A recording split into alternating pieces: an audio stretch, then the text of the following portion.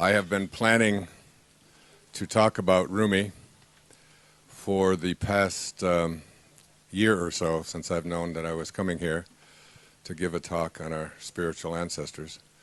There are many that I could have spoken about from this part of the world, Hafiz being one, and many other great teachers, spiritual masters.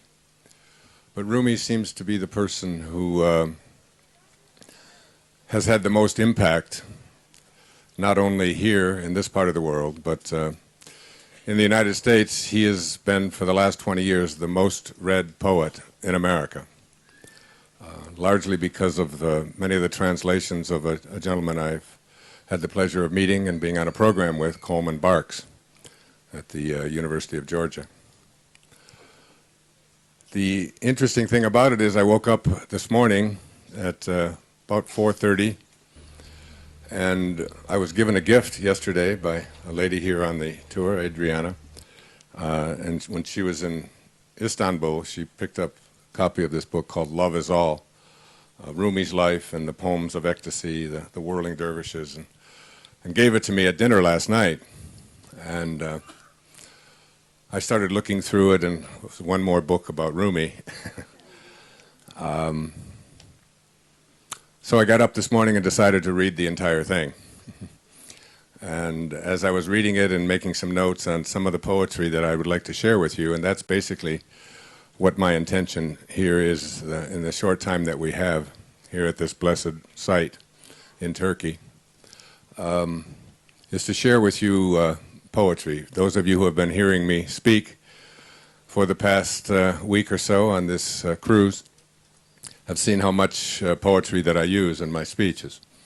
I don't use poetry to be erudite. I don't use it because other people use it.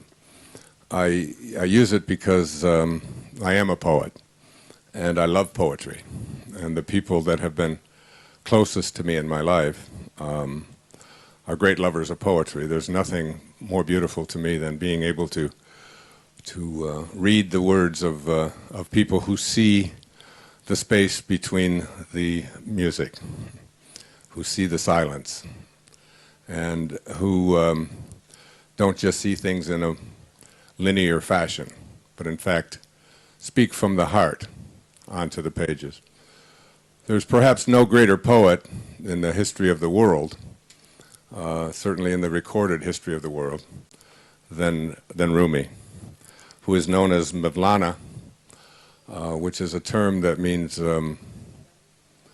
blessed master or divine being. And that's how he's referred to, so I'll refer to him as I read some of his poetry. His name, Rumi, comes from where he was living. But the interesting thing about it is I was reading over these another selection of poetry, and as many books as I have on Rumi, probably 20 at home.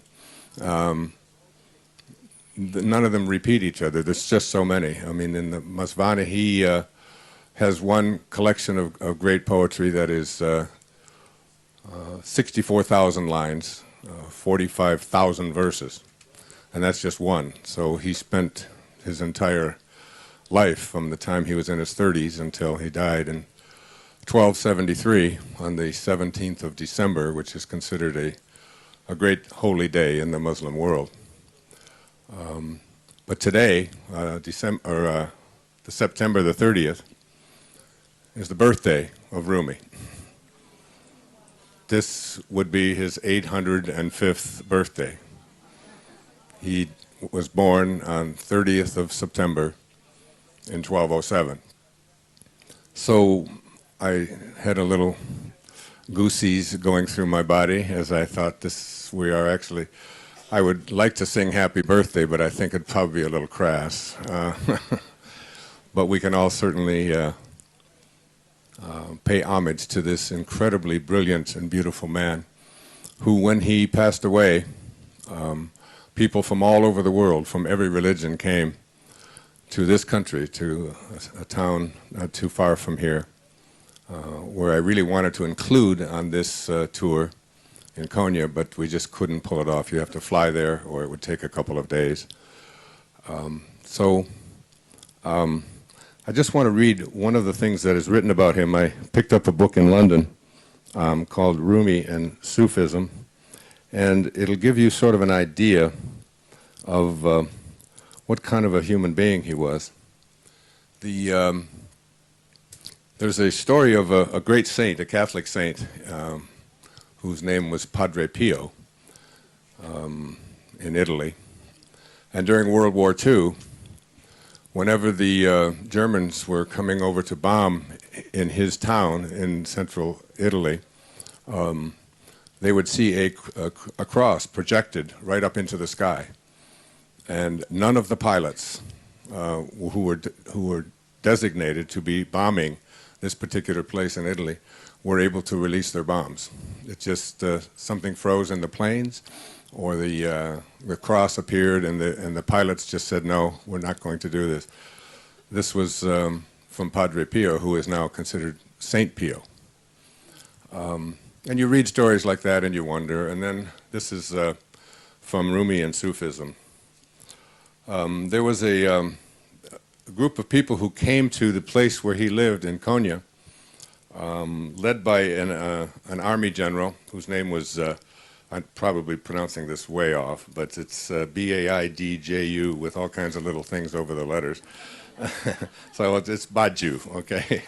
And when Baju's army, they were part of the Mongols who were coming in to conquer and take over, because one of the things I have learned in being sort of a student of history is, especially, many of you know, I lived the Tao Te Ching and became intimately involved in the life of Lao Tzu 2,500 years ago.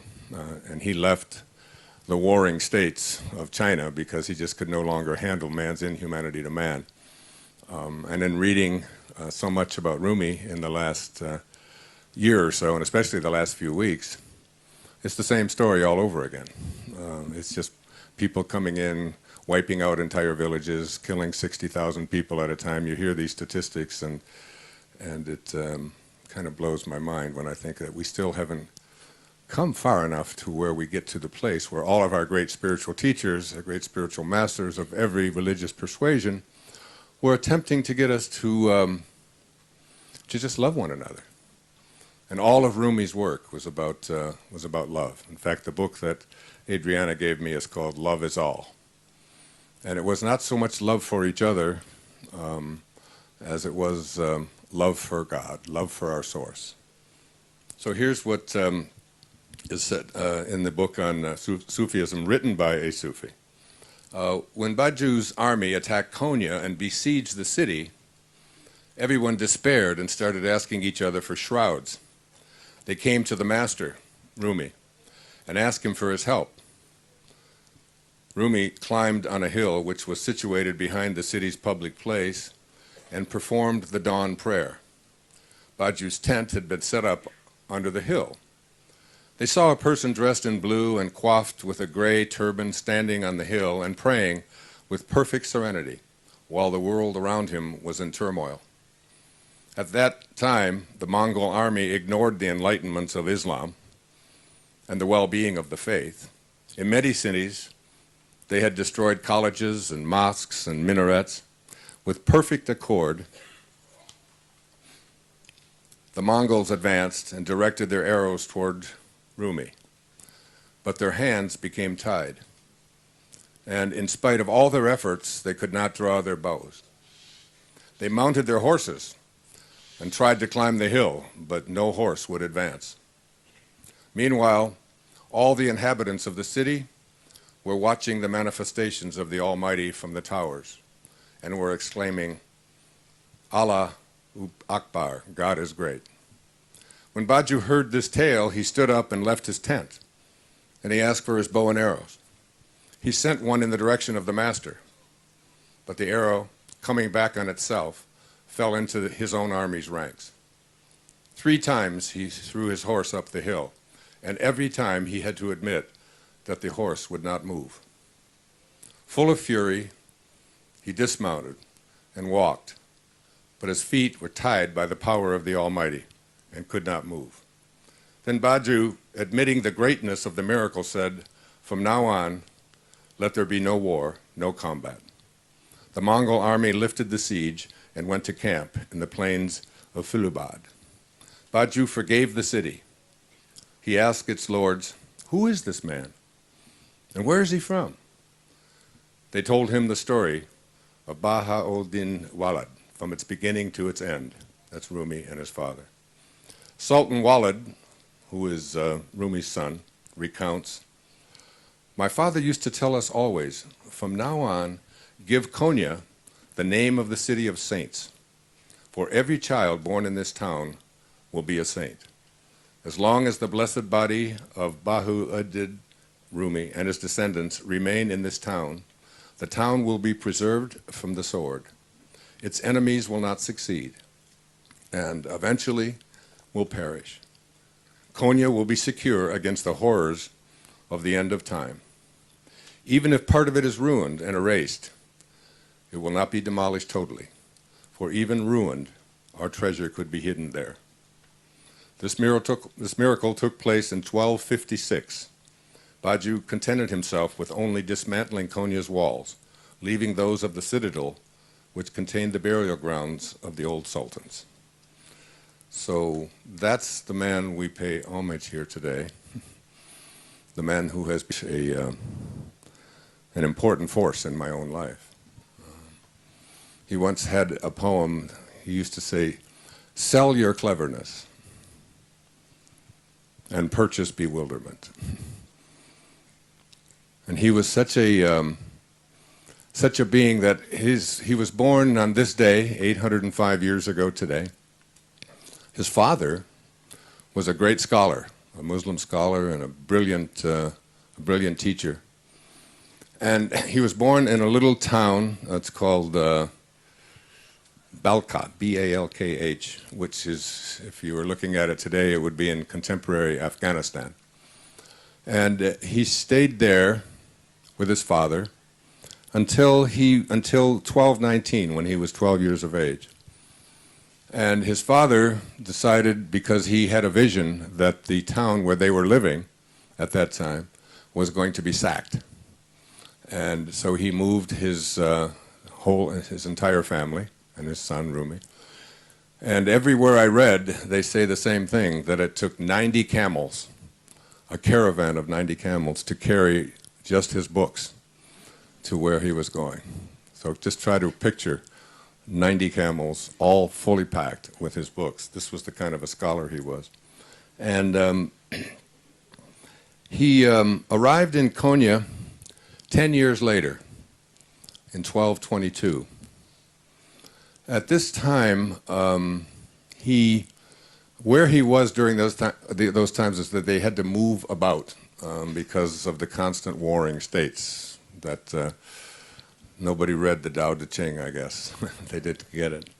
And then he, at the age about 37, I'm really skipping over this, because of the limited amount of time, and because I'm not a scholar in this area at all. And I feel very humbled just to be talking about this man in this place, in this country, at this time, on his birthday.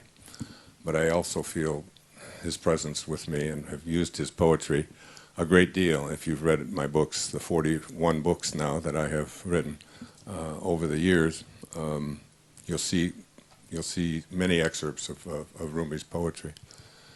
But there was a man who is known as Shams of Tabriz. Now, Shams of Tabriz was like, if you know your Indian saints, he would be someone like Babaji, a mysterious, mystical being that would just appear, like a Saint Germain. He would always appear as a young man, and he was a man of mystery. The word Shams means sun, and so he was the sun, and that's what he was called, sun, the sun.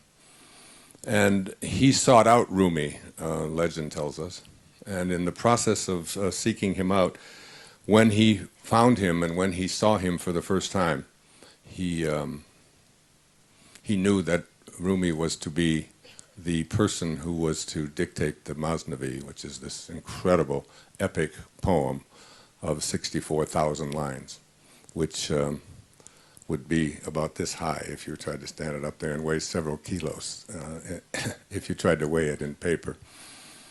And it's considered the holiest book in the Muslim world. Now, when he met Shams, he just was taken by him, and was. They were considered dervishes. They would do the whirling, and they would turn, and they would do the dancing, and so much of what I read about Rumi is in alignment with Peter Dunov, the man I spoke to you about in Bulgaria, who saved the 48,000 Jews that were about to be deported to Auschwitz. He also was known as someone who did this kind of the use of poetry and music and dance in combination. It's called the paneurythmi there. Interesting thing about Shams is that he was born in 1185. And St. Francis was born in 1181. St. Francis has been, as many of you know, I've written an entire book based on the prayer and the teaching of St. Francis, and I wrote it in Assisi, a big part of it, and have been there on many occasions. Took a whole group of people there, very much like what we're doing here. And I went on the internet and just Googled, did Shams and St. Francis ever meet? Because St. Francis had come, Francesco had come to this part of the world. And there are some who say yes and some who say we don't know, but there's more that say yes. And that St. Francis died in 1225. Rumi would have been 19. He'd never met St. Francis, but Shams did.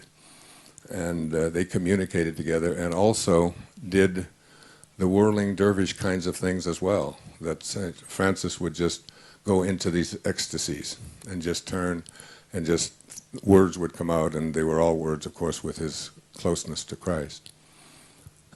Now, before I read some of the poetry, which is really what I want to do here, is share the poetry and share my love of the poetry and try to get you to listen with your heart instead of with your ears. But I have to tell you a story because there's another miracle that has taken place for me. In addition to this being Rumi's birthday, which I found out this morning. I actually knew the date, but I didn't know today was the 30th of September. Because I've been on the road for so long now.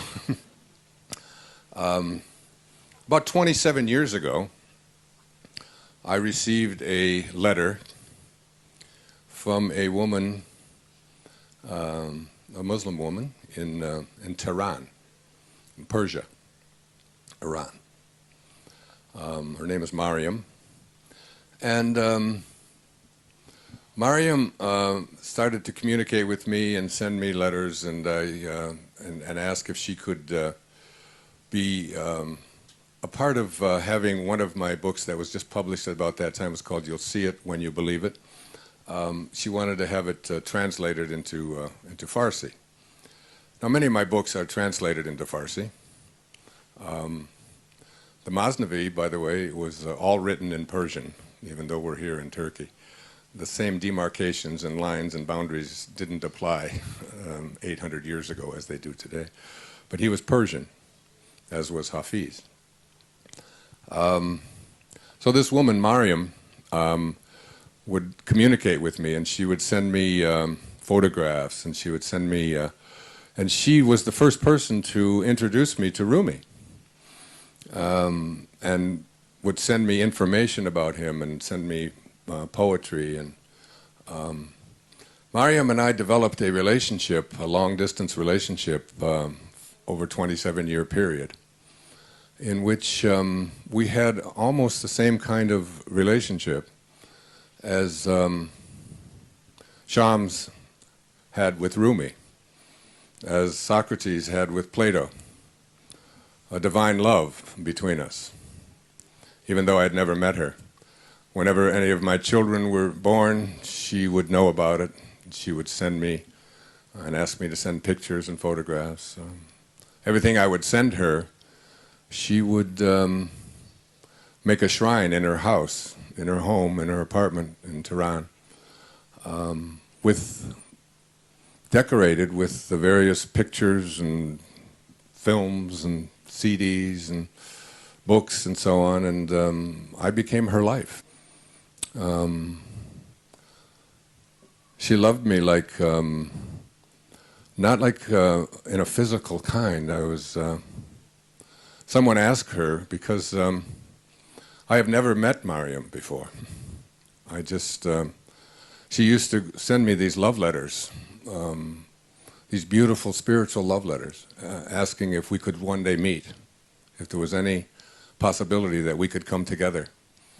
And she would say to me, any place, I can't get a visa to go here, and I can't get a visa to go there, but I could meet you. I'm allowed to go to this country and that, and if you're ever there. And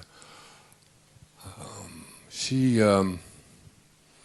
so desperately wanted to meet me, and I just kept having babies and and doing the things that I was doing. But I would communicate with her, and every birthday, for sure, she would send me a letter and a poem from Rumi. When my children would have children, then she would find out their names and said things for them. When Serena was just a baby, she made clothes, Persian clothes for her to wear, and would send them. And then every once in a while, she would save up her money where she worked in Tehran. And she was able to get my phone number, and the phone would ring, and it would be a long pause, and getting through to Tehran is not so easy, especially after the revolution there. But she would call, she would take her money, and I could hear her, I could hear them telling how much it was going to cost, and she would call without fail on a regular basis, and had this incredible divine binding love with me, all over Rumi. Yesterday in Istanbul, when I went to board the plane, the bus rather, sorry. Are you editing my talk here? When I went to board the bus, thank you, Serena. I was the last person on the bus, and this woman came up to me holding a sign that said, you'll see it when you believe it. Do you know who I am? And it was Mariam, who I have mentioned. If you read, you'll see it, and you believe it, you'll see that she's mentioned in my book. So there was only one seat left on our bus, and Evie's arranged for her to be with us for the day. And I said goodbye to her yesterday, and in a tearful, loving way. She just wanted to be close and sat next to me and would reach out and touch me and just would look at me with this, the love that Rumi had for Shams, I'm sure. And I said goodbye. And she left, and I went back to the ship. And she went to a plane and flew to whatever is close to here, and then took a train and a bus and a car and whatever. And when I went to get on the bus this morning, she came all the way here to spend this day with me. And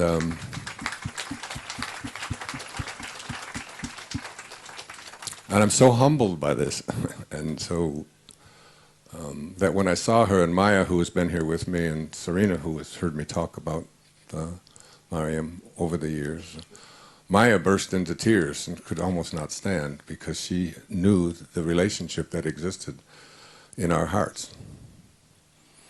And I'm going to ask her to speak to you now. She's from Iran, and you know that there are issues, political issues that exist in this world. So she has to be very careful. Those days will be gone soon. The work we do will make them go away. But this woman has followed me from around the world in order to be here, not just with me, but with you on Rumi's birthday. Mariam, I'd like you to meet Mariam, this love of my life.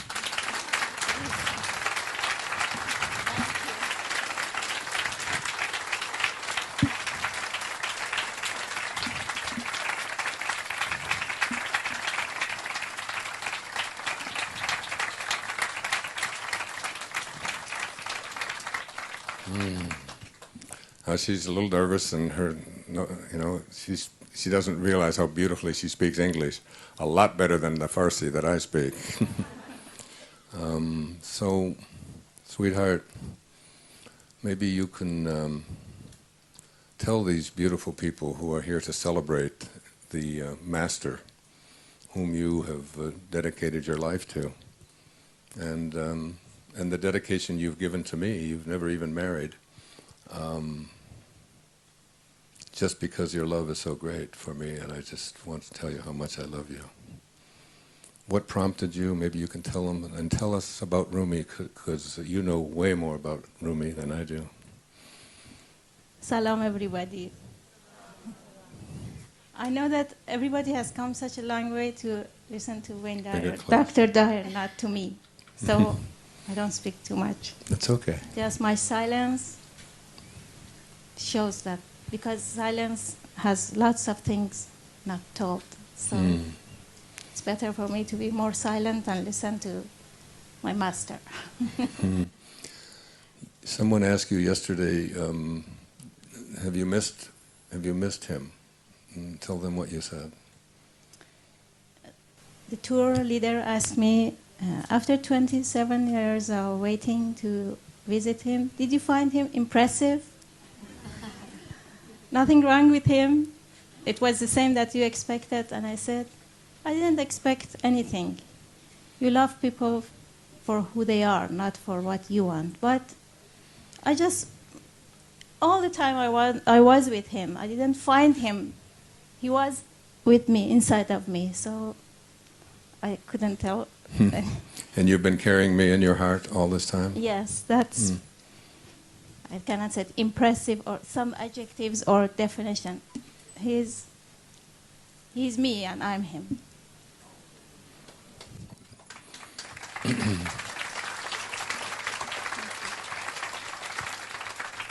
How is Rumi viewed in the Muslim world and in Persia? What rank does he have? Would you call him a saint? Would you call him a great poet, a leader?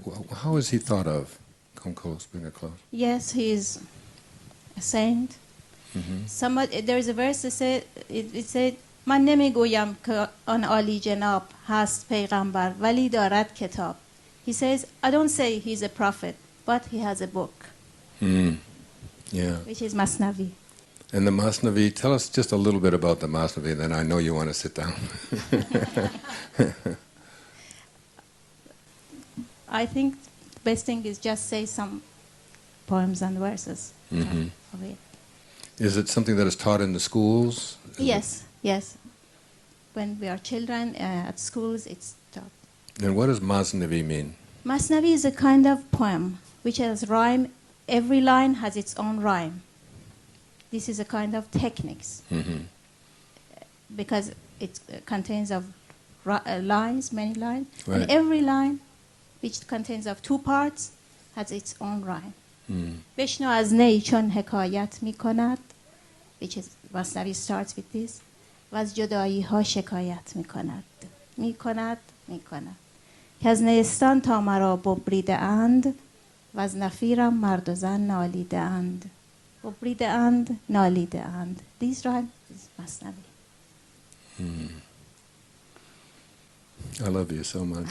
And you have gone to such trouble, and I know you have to catch a flight at 1 o'clock in the morning to go all the way back and go to work in Tehran. And you went to all this trouble and all this No, expense. it was not trouble. I didn't come by feet, by, we say in Farsi, با پای سر, that means head's feet. با چشم دل means heart's eyes. So, Heart's eyes. yes. Which Maulana Rumi advises us to see things and the world not with physical eyes, with your heart eyes. Then you can see other colors rather than these colors. There are some colors exist, but we must see them with our heart eyes, which we are not able with this. Yes. I'm going to let you sit. I know you want to.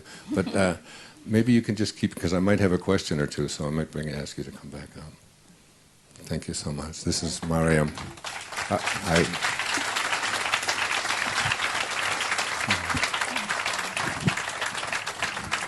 We honor you.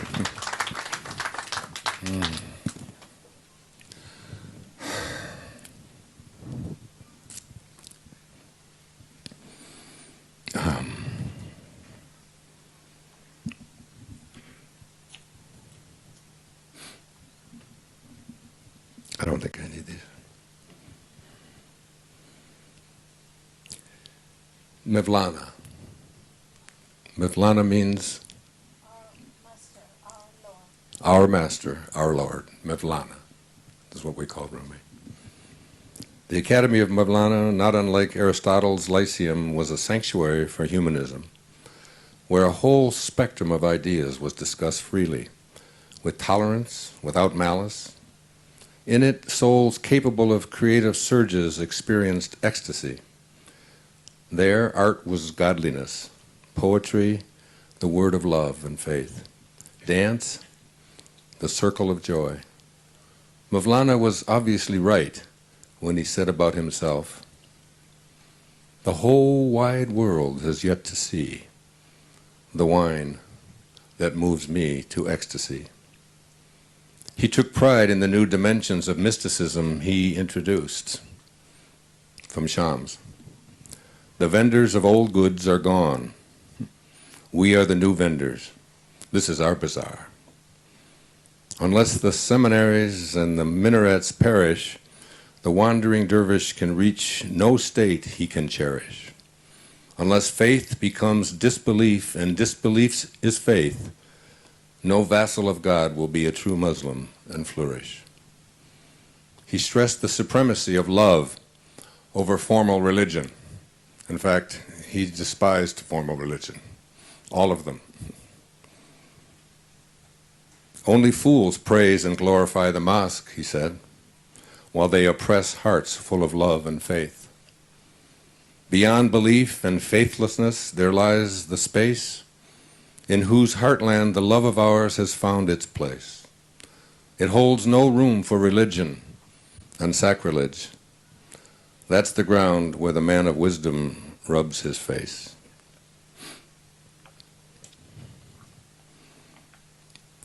I just took notes on some of the things I wanted to share with you. I just normally don't spend my time just reading, but I want you to hear this poetry with your heart, as Mariam has said.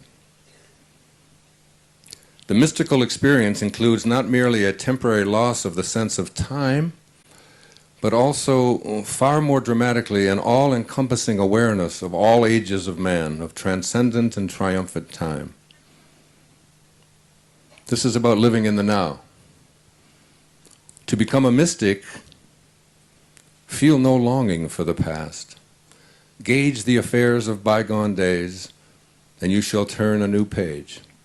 You shall then be the child of the time, its youth, its old sage, and never lose the hour you are in, the core of the age. You know, the Rubaiyat is another kind of poem. Is that right? The Rubaiyat? Omar Khayyam's, and he was here in the year 1000, so it's 2.5 centuries before Rumi.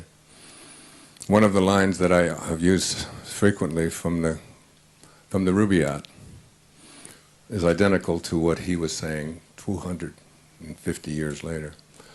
The moving finger writes, and having writ moves on. Nor all thy piety nor wit can lure it back to cancel half a line, nor all thy tears wash out one word of it. It's done. It's over. Living in the now. Rumi spoke about no country and no religion.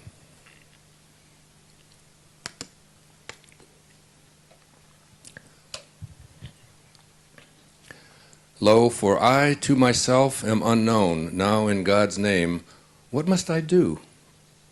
I adore not the cross nor the crescent. I am not a Ginor nor a Jew. East nor west, land nor sea is my home. I have kin nor with angel nor gnome. I am wrought not of fire nor of foam. I am shaped not of dust nor of dew. I was born not of China afar, nor of Sasquin nor in Bulgar. Not in India where 5 rivers are, nor Iraq, nor Kurdistan I grew. I roamed the lands of Christendom from end to end, searching all over, but he was not on a cross. I went into the temples where the Indians worship idols, and the magicians chant prayers to fire.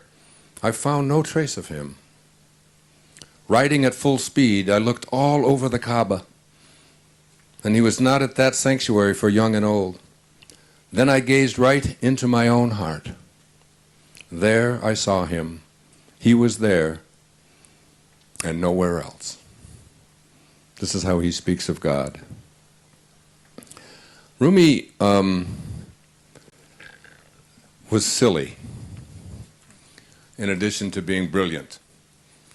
One of my very favorite poems that I copied to speak about in London and never got to, it's called The Sheik Who Loved Children.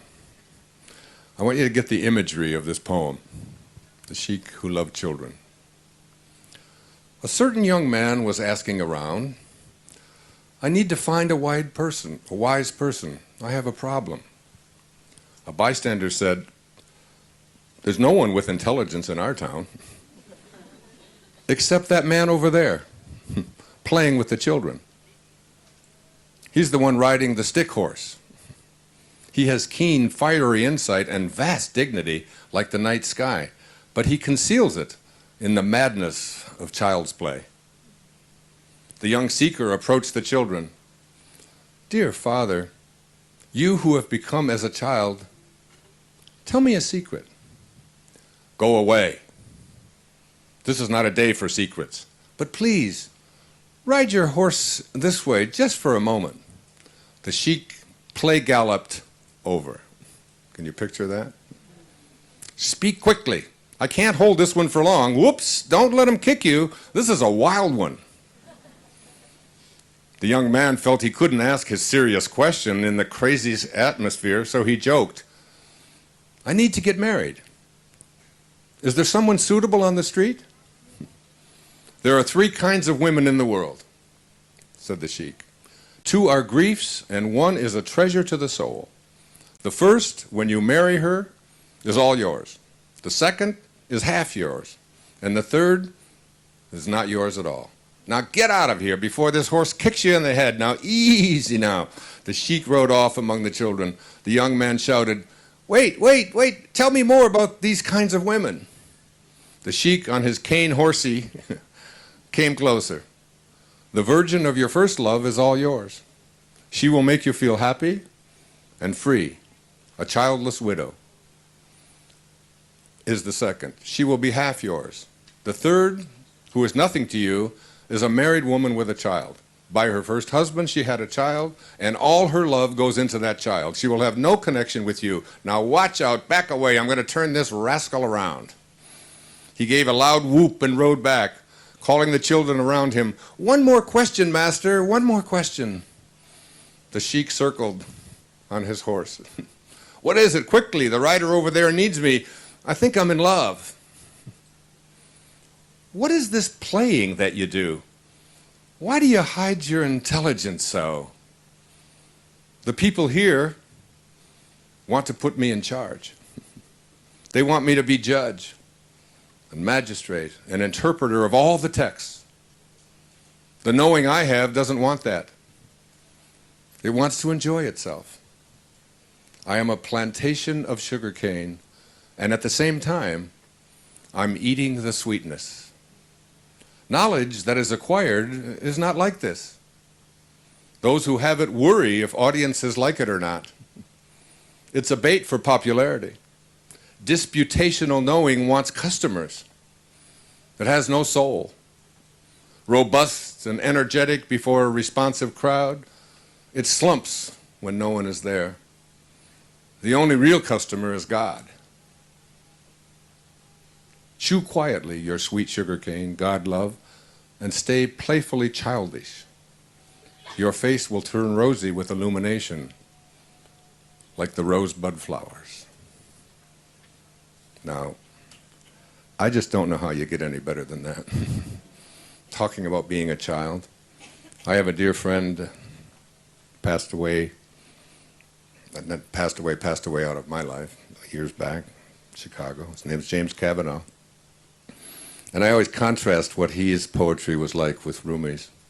This is one he wrote I brought with me to share with you. To see about the little boy and little girl that he was speaking about. The ones who have so much to teach us, as all of my children have. A little boy, I miss you. With your sudden smile and your ignorance of pain. You walked in life and devoured it, without anything but misty goals to keep you company. Your heart beat mightily when you chased frogs and captured one too big for a single hand. You wandered with friends in quiet woods and were startled by a shuffling porcupine. Matches were a mystery that lighted fires and chewed up leaves and savage hunger. There was no time for meaning. A marshmallow gave it on a sharpened stick. A jackknife in your pocket provided comfort when your friends were gone. A flower in the woods hidden by an aging, shriveled log. A dog who danced and licked at your fingers and chewed at your jeans. A game of football you didn't expect. A glass of cider. A cricket's cry. When did you lose your eyes and ears? When did taste buds cease to tremble? Whence this sullenness, this mounting fear, this quarrel with life, demanding meaning? This maddening search, it's leisure's bonus. It's the pain that forbids you to be a boy. Be a boy. It seems to me that that's what Rumi was saying in The Sheik Who Loved Children. Isn't that beautiful?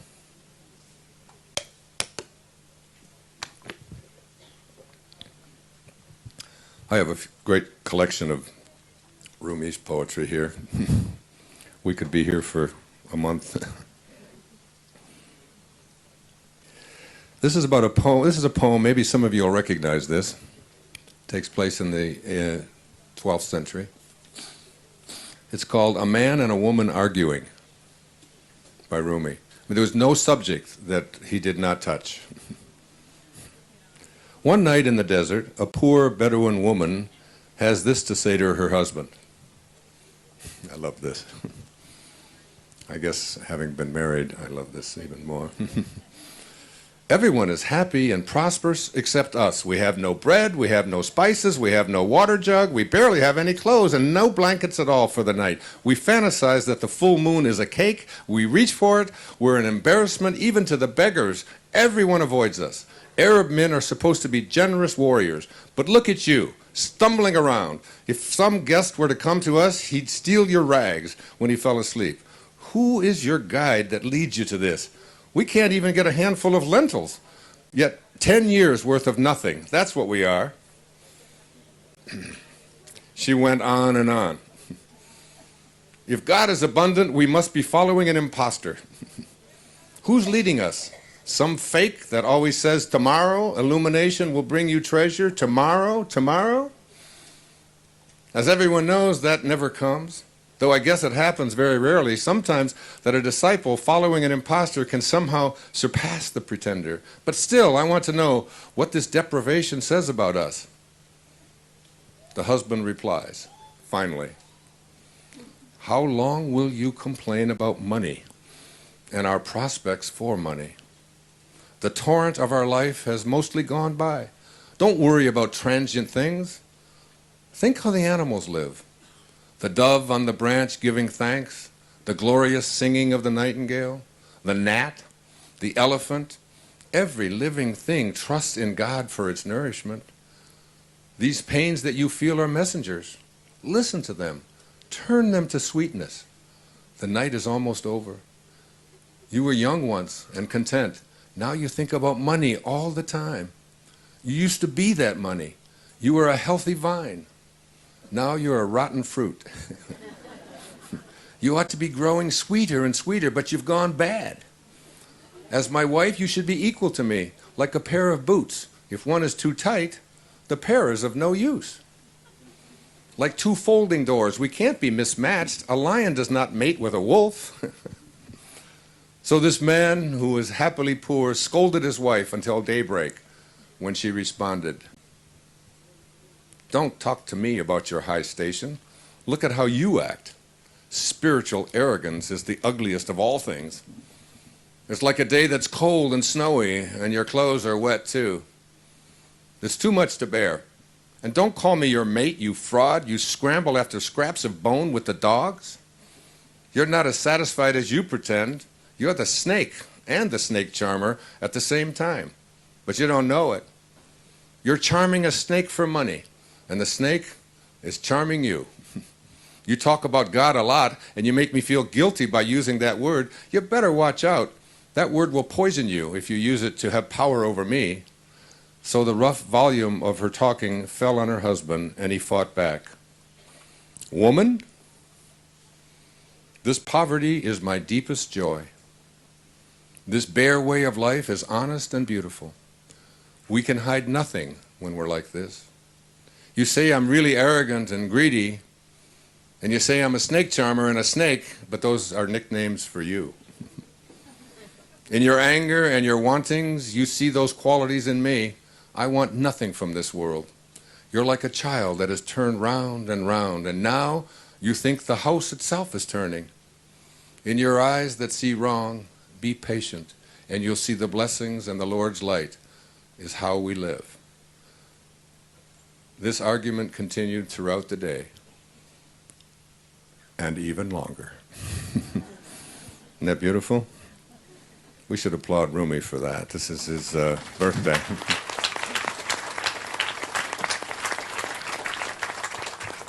800 years later, we're still calling each other snakes and charmers. But he would, the essence of not only relationships, but everyone. Here's a wonderful poem. I put it in one of my books years ago. I don't remember which book. It's called The Guest House. It's very famous of his poems. This being human is a guest house. Every morning, a new arrival.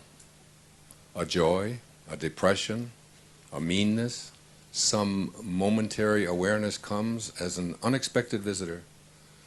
Welcome and entertain them all.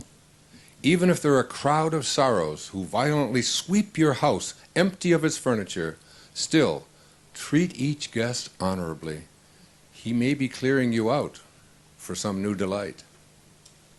The dark thought, the shame, the malice, meet them at the door laughing and invite them in. Be grateful for whoever comes, because each has been sent as a guide from beyond. I think I covered that in one of my lectures here. This whole idea that be in a state of gratitude for the darkness and the hard times and the storms of our life. As Elizabeth Kubler-Ross said, when you shield the mountain from the windstorms, you'll never see the beauty of the carvings. And this is Rumi's way of basically saying the same thing. This is another famous poem. I included it in one of my earlier books. It's called The Seed Market.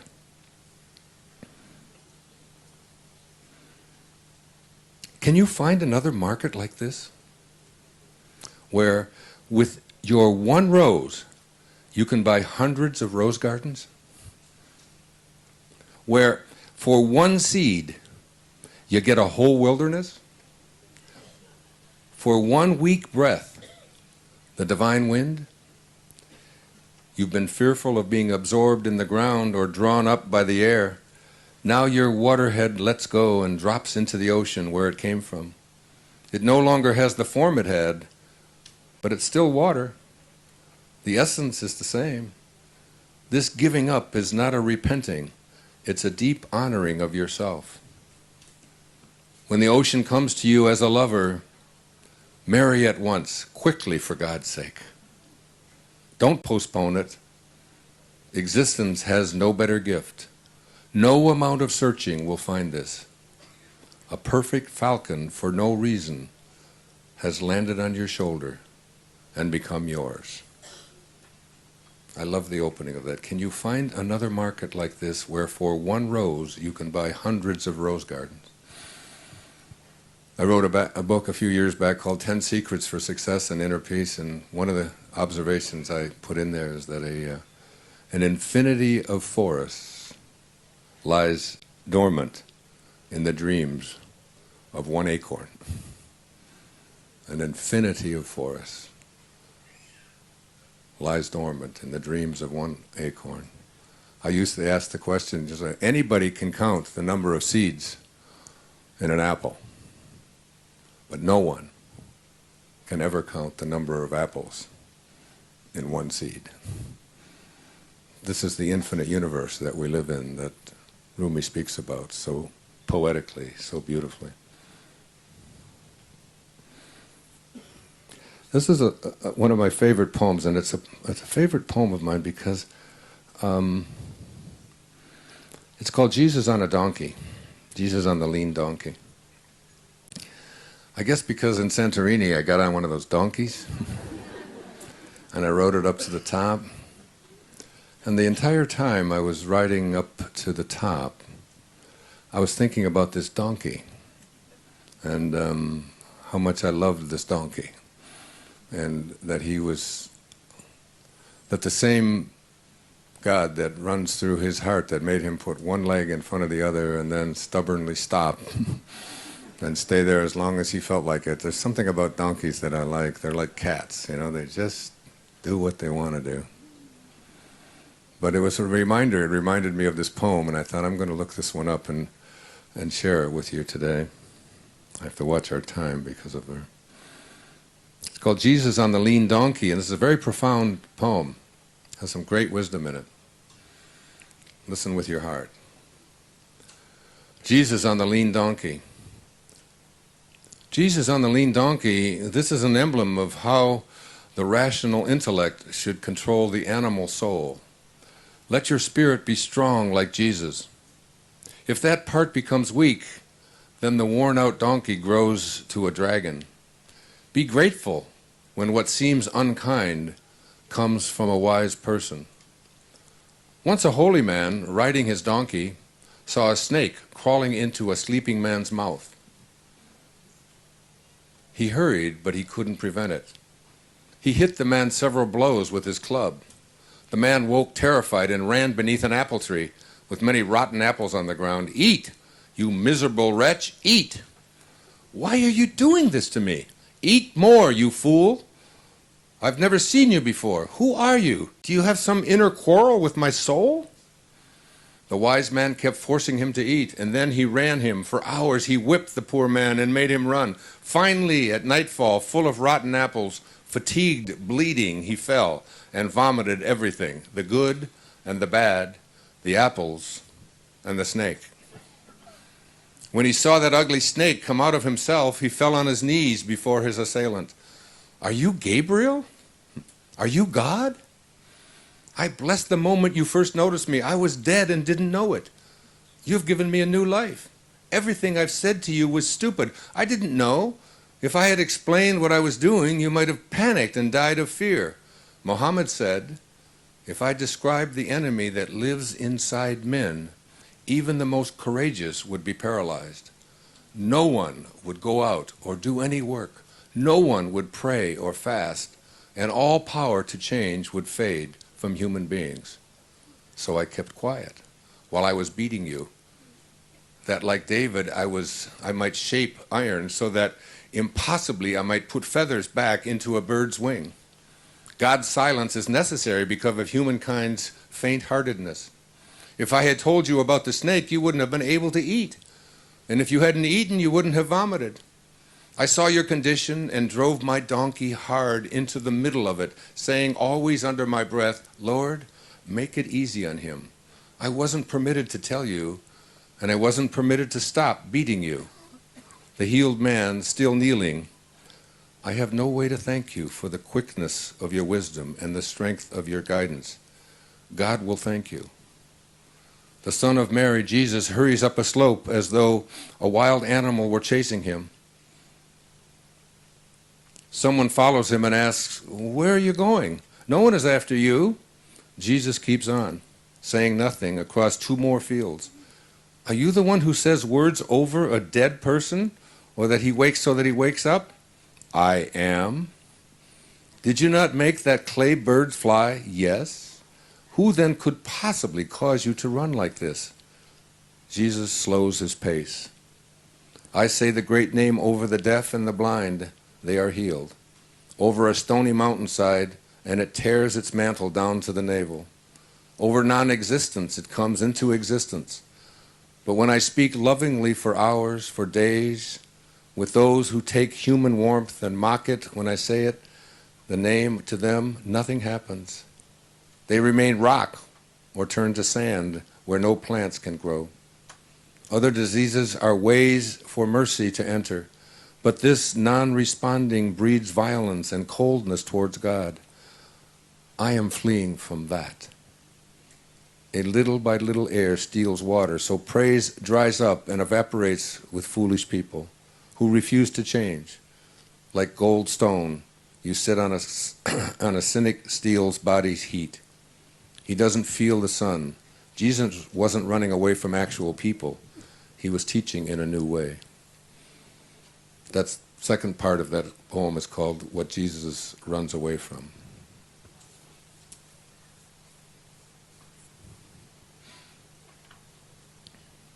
I think this one's too long. I don't think we have time.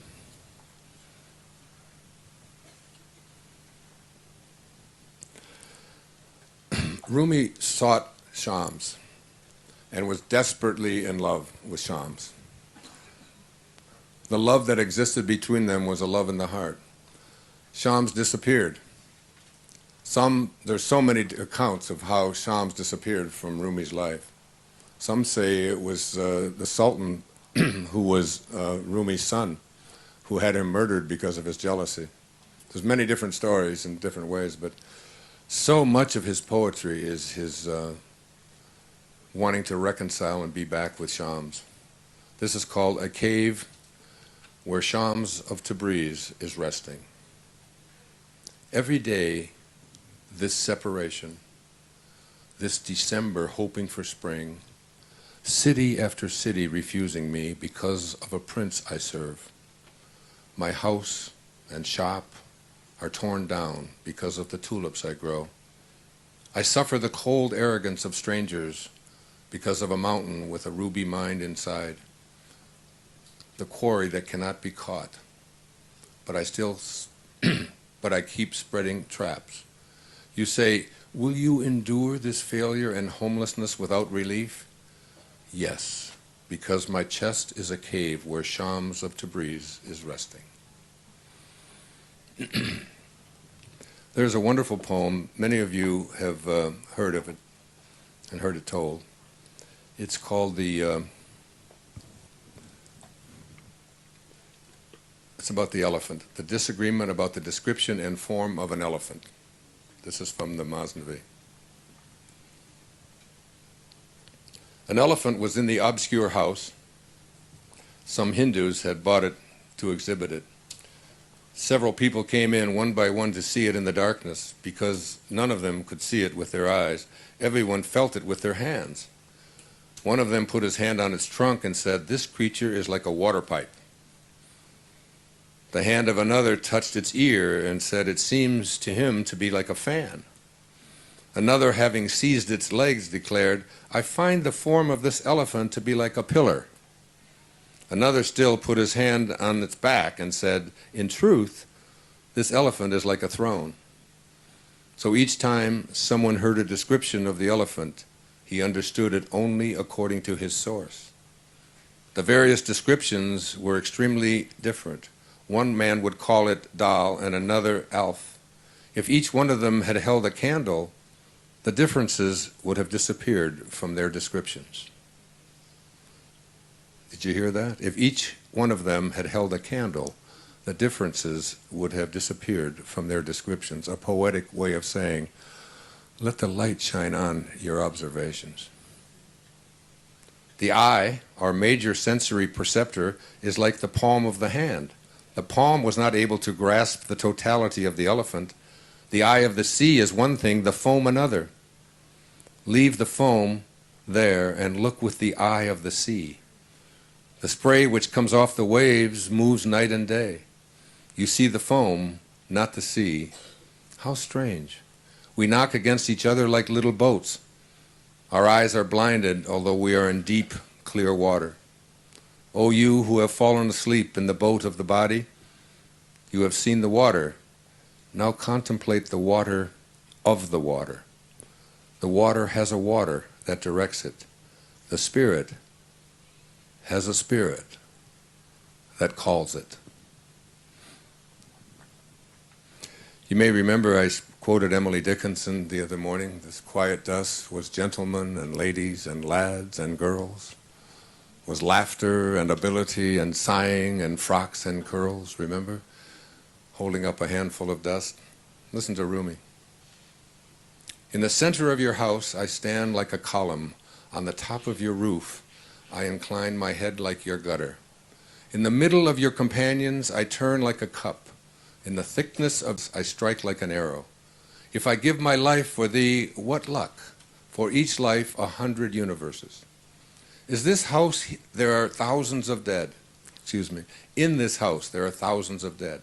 And you say, here is my domain. A handful of dust says, I was hair. Another handful says, I was bones. A handful says, I was old. Another handful says, I was young. Another handful of dust will say, stop there. I was someone who was himself the son of somebody. You are in awe and suddenly love comes. That says, come nearer, it's me, the eternal thing, where there is no dust, the eternal thing. So I want to close with Rumi's observation about his own death. He died in 1273 at the age of 67. And this is what he said. Had he not gone for a long time, warned those who would be tempted to surrender in grief, because he knew that he was this divine master. He was the master. When on the day of my death, when on the day of my death, they will carry my coffin. Don't think that my heart has remained in this world. Don't cry over me. Don't say, tragedy, tragedy. You would be falling into the trap of the demon that would be a tragedy. When seeing my corpse, don't exclaim, gone, gone. The union and the meeting will be mine then. When you entrust me to the tomb, don't say, adieu, adieu, for the tomb hides the union in paradise from us. You saw the decline, find the elevation. For the moon, for the sun, is their setting harmful? To you it looks like a sunset. In fact, it's a dawn. Does the tomb look like a prison to you? It is the liberation of the soul. What grain sown in this earth has not germinated one day? Why doubt? Man is also a buried grain. What bucket has gone down empty and has not come back up full? The spirit is like Joseph. Would he complain about the well? Keep silent here and talk in the other world, so that your song of victory will resonate beyond space. The thunderous tumult was soon heard by the Sultan and his minister. Purvain, who had for the leaders of these denominations asked them why they were so affected when the one they were mourning was the Imam of the Muslims. They answered, when we saw him, we understood the real nature of Christ, of Moses, and of all the prophets. We found in him the perfect conduct described in our books as being the conduct of the perfect prophets. Just as you Muslims claim that Maulana was the Muhammad of our time, so we think that he is the Moses and the Jesus of our time. And just as you are his fanciful friends and faithful friends, so are we, and 1,000 times more his servants and disciples. Had he not said, sects will hear from us their own mystery.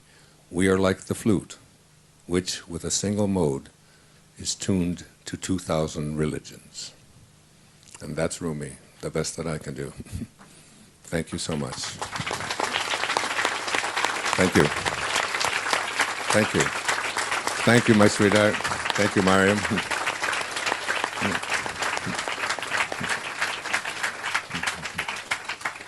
And this is Mariam. I want you all to send a blessing to her as she goes back to Iran tonight.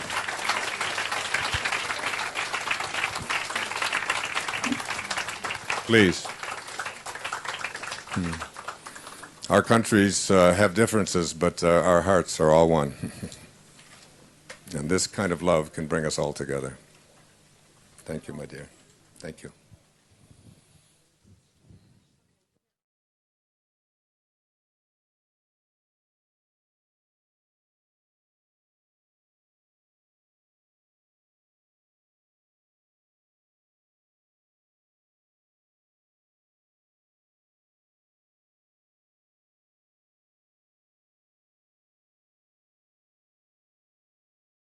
Hello.